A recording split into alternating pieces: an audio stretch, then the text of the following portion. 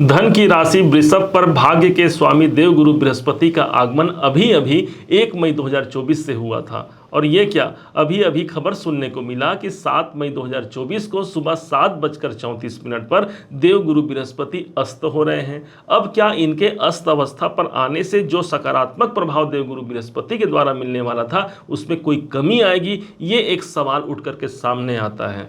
अब एक ये भी सवाल आता है कि इनकी दृष्टि पड़ रही है भाग्य उन्नति के भाव पर, भाग्य भाव पर, तो क्या भाग्य उन्नति में कमी आएगी? इस बात को हम समझने वाले हैं। ध्यान रखिएगा, कहीं से भी देवगुरु बृहस्पति अस्त अवस्था में आकर आपके भाग्य उन्नति में कोई बाधा उत्पन्न नहीं करेंगे।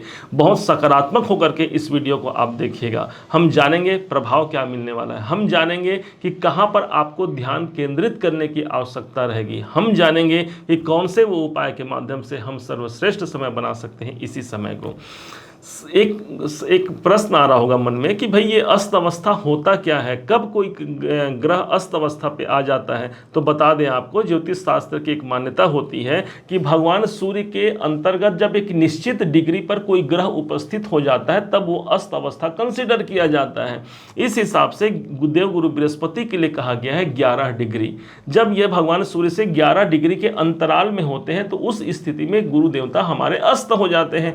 आज सूर्य भगवान 22 डिग्री क्रॉस करके 23 डिग्री पर पहुंचने वाले हैं और वहीं पर भगवान देवगुरु बृहस्पति 1 डिग्री को क्रॉस किए हुए हैं। इस दरमियान दोनों के मध्य 9 डिग्री का फासला हुआ, अर्थात भगवान सूर्य ने देवगुरु बृहस्पति को अदृश्य कर दिया। हाँ, सिर्फ अदृश्य किया है, कहीं से भी कोई नेगेटिव प्रभाव नहीं है, समझिएगा।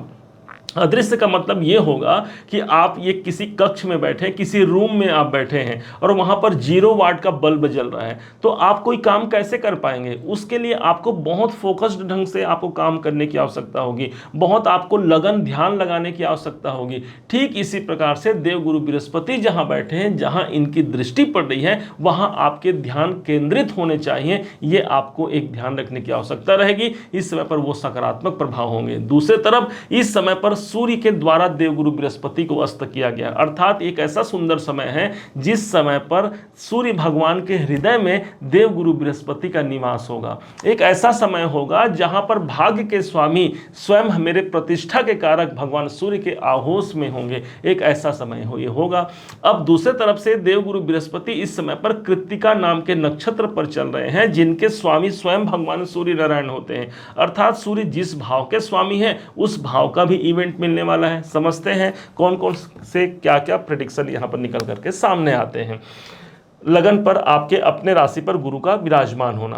अब हमको अपने आप पर ही ध्यान रखने की आवश्यकता रहेगी। क्या रहेगी? मेरे खान पान, मेरे रहन सहन, मेरे दिनचर्या पर मुझे ध्यान केंद्रित करने की आवश्यकता रहेगी कि किसी माध्यम से मेरे स्वास्थ्य न बिगड़ जाए, क्योंकि यदि मेरे खान पान रहन सहन सही नहीं होंगे तो स्वास्थ्य में कोई चिंता आ सकती है। अन्यथा कहीं से कोई बाधा नहीं, देवगुरु बृहस्पति आपके ऊपर आए हैं, आपके अपने राशि पर आए हैं, एक बहुत बलिष्ठ अवस्था में है, एक बहुत सम्मानजनक स्थिति पर देवगुरु बृहस्पति आपको पहुंचा सकते हैं। अब यही नहीं, गुरु की दृष्टियां को देखिए तो इनकी 5वीं दृष्टि सीधे पंचम भाव पर आ रही है। ये स्थान है आपके बाल बच्चों का, आपके संतान का। संतान पर मुझे फोकस रहने की आवश्यकता होगी, उन पर ध्यान केंद्रित करने की आवश्यकता रहेगी कि बच्चे कहाँ जा रहे हैं, क्या कर रहे हैं, कैसे, उनके लिए क्या मुझे करना चाहिए, उनके लिए क्या बेहतर हो सकता है। ये मेरा ध्यान होना चाहिए अपने संतान पर। अपने ये स्थान होता है मेरे शेयर मार्केट इत्यादि का। यदि आपके पैसे वहां लगे हैं तो ये समय होगा कि मुझे वहां ध्यान लगाना है, कहीं कोई मार्केट में कोई खराबी ना आ जाए जिसके माध्यम से मेरे पैसे कहीं पर खराब स्थिति पर आ जाएं। इस पर मुझे ध्यान केंद्रित करने की आवश्यकता रहेगी। अब पंचम भाव मेरे डिसीजन का भी होता है, हमको अपने डिसीजन पर भी ध्यान केंद्रित करने की आवश्यकता रहेगी। अब यहाँ से सूर्य भगवान के देवगुरु बृहस्पति की एक दृष्टि पड़ रही है 7वें भाव पर। यह मेरा दाम्पत्य जीवन है। दाम्पत्य जीवन बहुत संतुलन रहेगा, दाम्पत्य जीवन बहुत मधुर रहेगा, लेकिन हमको ये ध्यान रखने की आवश्यकता रहेगी कि सामने वाला दाम्पत्य जीवन में मेरी जीवन साथी या जीवन संगिनी मेरे कुछ ही बात का वो बुरा ना मान जाए या किसी बात को लेकर के आपस में तनाव ना हो जाए, इस पर मुझे ध्यान रखने की आवश्यकता होगी। देवगुरु बृहस्पति की एक दृष्टि आ रही है भाग्य भाव पर, तो भाग्य उन्नति के लिए मुझे क्या क्या संसाधन जुटाने हैं, मुझे क्या क्या कार्य करने हैं, ये सारा केंद्र मेरे अंदर होना चाहिए। 7वां भाव जहां पर इनकी 7वीं दृष्टि आ रही है, तो 10वें भाव से 10वां भाव होने के कारण आपका कर्म क्षेत्र है, तो मेरे काम में मुझे फोकस्ड रहना होगा, मेरे कार्य में, मेरे जो आप व्यापार करते हैं, नौकरी करते हैं, उस पर मुझे मुझे ध्यान केंद्रित करने की आवश्यकता रहेगी। यदि आपने ध्यान केंद्रित रख लिया तो निश्चय मानिए कैरियर में एक बहुत बड़ा उछाल इसी अस्त अवस्था में आ सकता है। 2 जून तक ये समय रहेगा। इसी समय और देवगुरु बृहस्पति तो वही पूरे 1 साल तक आपको रिजल्ट देने वाले हैं, अगले मई तक ये रहने वाले हैं, तो कहीं से कोई नकारात्मक प्रभाव नहीं रहेगा। हमें फोकस्ड होकर के अपने कार्य करने की आवश्यकता रहेगी। यही है इस अस्त अवस्था में आने का एक पर्याय, इसे आप मान सकते हैं। ये एक ऐसा समय होगा जब भगवान सूर्य भी अपना पूरा प्रतिफल देंगे। अच्छा, क्यों देंगे? देवगुरु बृहस्पति सूर्य के नक्षत्र पे हैं। सूर्य कहाँ का स्वामी है? 5 नंबर देखिए कहाँ लिखा हुआ है। 5 नंबर लिखा हुआ है, ये रहा। ये स्थान है आपके सुखों का, आपके शांति का। मतलब इसी अस्त अवस्था के दौरान भी मेरे सुख, मेरे शांति कायम रहेंगे, कोई बड़ी अशांति नहीं आएगी। अब समझते हैं कि कौन से कार्य आपको वर्जित है। शास्त्र कहता है देवगुरु बृहस्पति सौभाग्य के कारक माने गए हैं, और इस समय पर जब देवगुरु बृहस्पति अस्त होते हैं तो किसी भी मांगलिक कार्य, जो 16 संस्कार बताए गए हैं हमारे शास्त्रों में, उसका वर्जना किया गया है, उसको वर्जित किया गया है। और इसी कारण से पंचांग में भी आपको मुहूर्त नजर नहीं आएंगे, चाहे वो विवाह हो, कोई विशेष मांगलिक कार्य हो, गृह आरंभ करना हो, गृह प्रवेश करना हो, उपनयन, मुंडन इत्यादि जितने भी कार्य हैं इस समय पर वर्जित होंगे। कोई नया एग्रीमेंट भी करना हो तो रुक जाइए, इस समय पर गुरु अस्त चल रहे हैं। अच्छा, और साथ ही साथ शुक्राचार्य भी अस्त हो रहे हैं या अस्त चल रहे हैं अभी, और वो 7 जून तक अस्त रहेंगे। तो इस टाइम तक कोई प्रॉपर्टी से जुड़े हुए काम भी यदि आपको खरीदना है तो रुक जाइए, कोई रजिस्ट्री करना है रुक जाइए, एक नया कार्य, कोई व्यापार प्रारंभ करना है तो रुक जाइए, क्योंकि यहाँ पर गुरु अर्थात भाग्य का साथ कमजोर है, यहाँ पर शुक्र अर्थात धन का साथ कमजोर है। तो एक नए कार्य के प्रारंभ के लिए हमको रुक जाने की आवश्यकता यहाँ पर बनती है।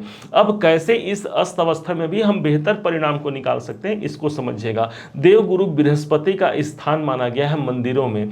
देव गुरु बृहस्पति का स्थान होता है तीर्थ स्थानों में, जहां पर हम जाकर के एक ऐसे स्थान पर जाकर के हम भगवान पर मत्था टेके, वहां जाकर के कोई प्रसाद, कोई पुष्प अर्पण करें और वहां हम आशीर्वाद लेकर के आते हैं, अर्थात हमने देवगुरु बृहस्पति को मजबूत कर लिया। दूसरी तरफ से एक ऐसा समय होगा जहां पर आत्मा अर्थात सूर्य, उनके अंदर होंगे गुरु अर्थात भगवान। देवगुरु बृहस्पति को भगवान का पर्याय माना गया है, अर्थात इस समय पर अंतर आत्मा में ही भगवान समाहित होंगे। आपको यहाँ की आवाज़ सुननी है, आपको आत्मा की आवाज़ सुननी है। देखिएगा अंदर से वो आत्मा आएगी, एक खुशी आएगी, अंदर से एक आवाज़ आएगी कि भाई मैं अपने जीवन में भाग्योन्नति को कैसे प्रबल कर सकता हूँ, क्योंकि इनकी दृष्टि भाग्य स्थान पर है। कैसे मैं अपने कैरियर को प्रबल कर सकता हूँ, ये अंदर से आवाज़ आएगी। और वास्तव में देखा जाए तो ये समय होगा अंदर के भगवान को ढूंढने का। बाहर के भगवान को तो बहुत ढूंढ लिया, अब अपने अंदर जो भगवान समाहित हैं उनकी आवाज को सुनने का, उनकी बातों को जानने का, समझने का, अनुभूति करने का। और यही वो समय होगा जहां पर आप एक विशेष श्रेणी को, विशेष उपलब्धि को प्राप्त करते हुए अपने जीवन को सफल बना सकते हैं। एक ऐसा समय, ऐसा साम्राज्य कायम हो सकता है।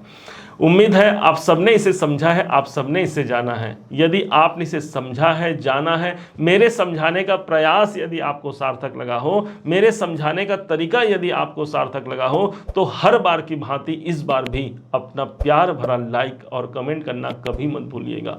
बहुत मोटिवेशन मिलता है हमें कि हमने अच्छा कार्य किया है और वृषभ राशि ने उसे सराहा है। और हाँ, यदि अभी तक आपने चैनल को सब्सक्राइब नहीं किया है, सब्सक्राइब जरूर कीजिएगा। पुनः एक बार फिर आप सभी का दिवस बहुत मंगलमय हो, इन्हीं शुभकामनाओं के साथ। जय श्री राम।